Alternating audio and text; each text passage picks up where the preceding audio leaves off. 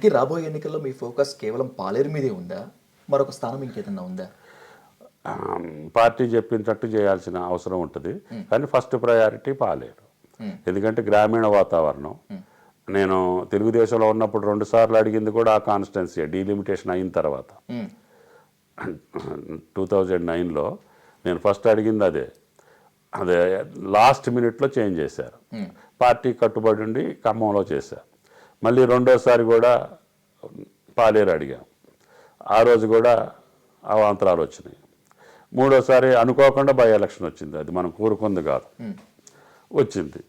సరే, నేను ఆ రోజు ఆ పార్టీలో ఉన్నప్పుడు నిర్వర్తించలేని కార్యక్రమం ఇందుట్లో వచ్చింది కదా అని ముఖ్యమంత్రి గారిని, కష్టమైన సీటే, గెలవని సీటే, టీఆర్ఎస్కి 4,000 ఓట్లే ఉన్నాయి. అయినా సరే ముఖ్యమంత్రి గారిని అడిగి నాకు పాలేరు పోయినసారి పార్టీలో ఈ రకంగా జరిగింది కాబట్టి నేను గెలిచి వదిలేయాలి పాలేరు. ఆయన ఆశ్చర్యపోయిండు. నీ ఇష్టం అంటూ జరిగింది. మొన్న ఏంటంటే ఈ కాంబినేషన్స్, జిల్లా కాంబినేషన్స్, ఆ కాన్స్టిట్యున్సీలోనే 15-20 వేల ఓట్లు ఉన్నాయి కమ్యూనిస్టులకి. ఎక్కడ అంత అన్ని ఓట్లు లేవు. తర్వాత ఎంఎల్ పార్టీకి 6-7 వేలు ఉంటే అక్కడే ఉన్నాయి. తెలుగుదేశానికి 10,000-15,000 అక్కడే ఉన్నాయి. ఈ కాంబినేషన్స్ నేను ఊహించినవి కావు. వాళ్ళు అభ్యర్థిని పెట్టుకున్నారు కదా, వాళ్ళు వేసుకుంటారు అనుకున్నా. తెలుగుదేశం కాంగ్రెస్ ఎట్ట కలుసుద్ది అనుకుంటా నేను. అవును సార్, అనుకోలేదు. ఈ కాంబినేషన్స్ తోటి జస్ట్ లీస్ట్ మార్జిన్స్ తోటి జిల్లా నష్టపోయింది అనేదే బాధ. సరే, రాజకీయాల్లో వాళ్ళ కాంబినేషన్స్ ఆడుకుంటాయి. ఆ పార్టీల యొక్క నిర్ణయాలు ఆ టైంలో ఆ రకంగా ఉన్నాయి. కాబట్టి ఆ నిర్ణయానికి తగ్గట్టుగా నేను నష్టపోయా, నా మాట నెగ్గలేదనే బాధ నాకుంది.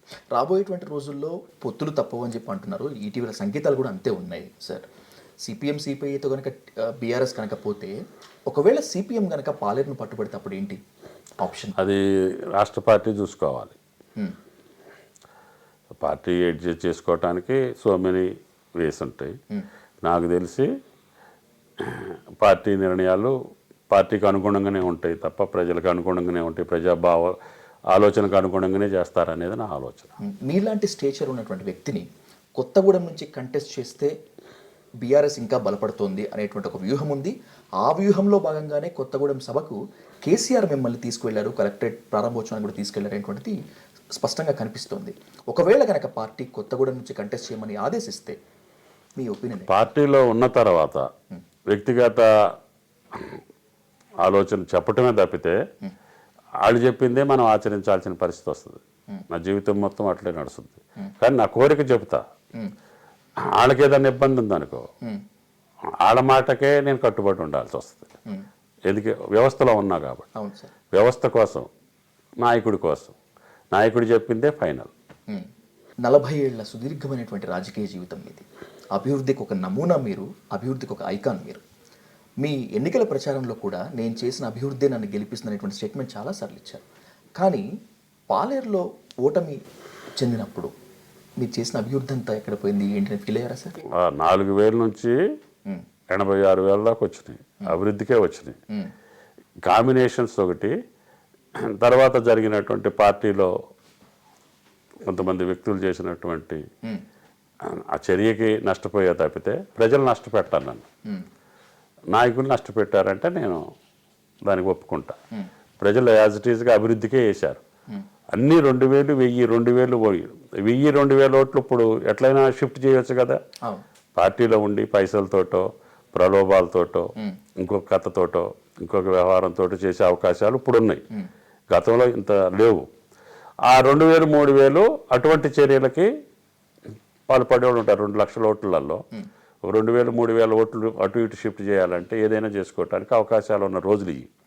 అవి పైసలతోట, ప్రలోభాలతోట, లేకపోతే వేరే కార్యక్రమాలతో అట్లా జరిగింది. కానీ ప్రజల మట్టికి నాకు ద్రోహం చేయలేదనేది నా దృఢమైనటువంటి సంకల్పం. మీరు చేసింది రాజకీయం సార్, ఇప్పుడు జరుగుతుంది అరాజకీయం. పాలిటిక్స్ చేసిన మీరు పాలిటిక్స్ని చూస్తుంటే ఎలా ఫీల్ అవుతుంటారు? ఇప్పటికీ స్వచ్ఛమైన రాజకీయాలే బతుకుతాయి. ట్రిక్స్ తాత్కాలికం. ఆ ట్రిక్స్ అది అయిపోయిన తర్వాత వాళ్ళ జీవితం బయటపడిపోద్ది. ట్రిక్స్ చేసేవాళ్ళు కానీ స్వచ్ఛమైన రాజకీయం చేసేది శాశ్వతంగా ఉంటుంది. ఒకసారి ఓడవచ్చు, గెలవచ్చు, కానీ అంతిమ విజయం నిజమైనటువంటి అభివృద్ధి రాజకీయాలకే ఉంటుంది అనేది నా దృఢమైన సంకల్పం. ఇందాక చెప్పుకున్నట్లుగానే మీకు కొత్త బాధ్యతలు అప్పచెప్పినప్పుడు మళ్ళీ మీరు ఫామ్లోకి వచ్చి సైలెంట్ మోడ్లో అంటే మీరు ఒప్పుకోవట్లేదు, కానీ మళ్ళీ మీరు ఫామ్లోకి దూకుడుతో ఉన్నప్పుడు క్యాడర్ అంతా కూడా చాలా హ్యాపీగా ఫీల్ అవుతుంది సార్. ఈ సంతోషం ఎంతకాలం ఉంటుంది? నాకు భగవంతుడు నా జన్మకి ఎంత అయితే టైం ఇస్తాడో అప్పుడు దాకా జనాన్ని ఆ మూడ్లో ఉంచగలుగుతా. ఎందుకంటే నా మీద ఉన్నటువంటి నమ్మకంతో అటు జోష్లోకి వస్తున్నారు. మళ్ళీ ఆయనకి అవకాశం వస్తే, ఆయన ఫీల్డ్లో ఉంటే మనం గ్రామాల్లో, మండలాల్లో, నియోజకవర్గాల్లో తలెత్తుకొని తిరగగలుగుతాం అనేటటువంటి ఉత్సాహంతో జరిగే ప్రక్రియ తప్పితే నేను ప్రత్యేకంగా పైసలు ఇచ్చో, ట్రిక్స్ చేసో నేను వాళ్ళని మభ్యపెట్టే పరిస్థితి కాదు అది.